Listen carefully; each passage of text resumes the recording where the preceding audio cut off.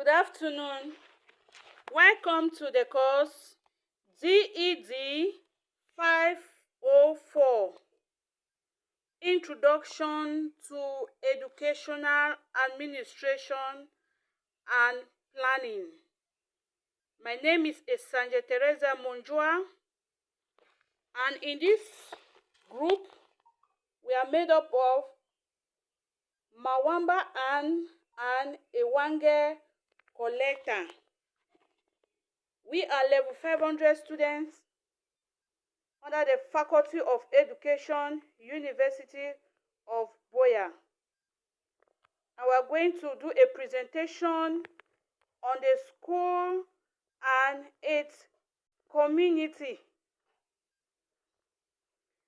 I am going to discuss about the school and its community, knowing your school community, while my coursemate Ewange Collector is going to present on promoting school community relations, and Mawamba Ann is going to present on dealing with special visitors in our schools. Your institution is an integral part of the community in which it exists. I beg your pardon. This course is under the supervision of Dr. Ebot Ashu of the University of Buea. Your institution is an integral part of the community in which it exists. This community is composed of numerous smaller communities with faculties that affect education. It is also made up of individuals, that is parents and others, who in one way or the other influence happenings in your school. One of your first tasks as a school administrator is knowing your community. You will need to study the community, collect relevant data on it, and use them for planning the education program of your school. The information you seek is about the community's population and its facilities and resources which your school can benefit from. Concerning the community's population, you will need to know its numerical strength as well as its population structure. Thus, you need to know what proportion of the population are children of school age, what proportion belong to middle and productive age bracket, and finally, what proportion are old and non-productive. It is also important to collect information on the educational status of the population, that is the parents and their socio-economic background. This knowledge of the community is very important for the following reasons. It enables you and your staff to make realistic expectations of the community. It also enables you to understand the strengths and pressure that will affect their ability to support the school financially. People cannot give what they do not have.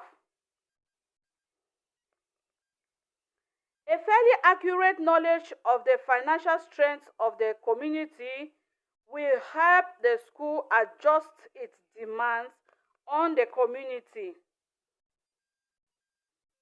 For instance, if your school is located in a royal village, in a royal area where many parents are peasants. They don't have jobs and they just do petty trading.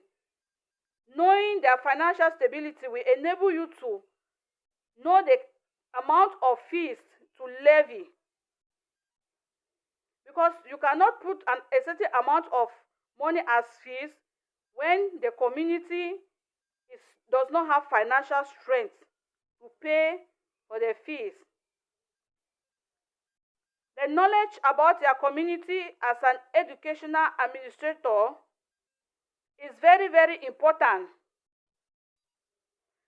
The educational status of members of the community also helps the school administrator to know at what level of thought processes to pitch discussion with them.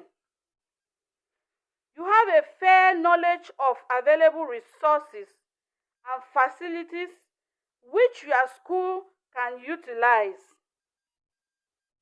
On the other hand, a public awareness of the philosophy, problems, and needs of the school will set a good climate for community support of the school. The other section is promoting school community relations, and this is going to be presented by Ewange Collector. Good afternoon, Collector. Good afternoon to everyone. I am Ewange Collector Zele, a final year student in the University of Buea, DED, Faculty of Education. I'm here to present the second task as a school administrator, which is promoting school community relations. The community in which your school is situated may be a highly developed urban area or a village. Whatever the case, you will be dealing with members of this community and beyond in many matters which affect your school.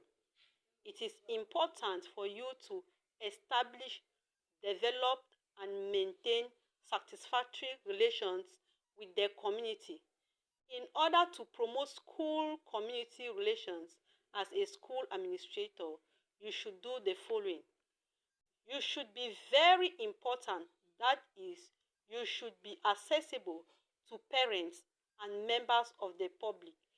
Be cautious to people. Treat them with love, consideration, and understanding. Remember, you are the people relations officer of your school. Secondly, you should get your school involved and participate in suitable social activities of your community. For instance, in clean-up campaign. This demonstrates an active interest in your community. In addition, you should make some school facilities and resources available to the community for educational and social purposes. For example, cultural association, whole fundraising, gala in one of the school halls, conducting the school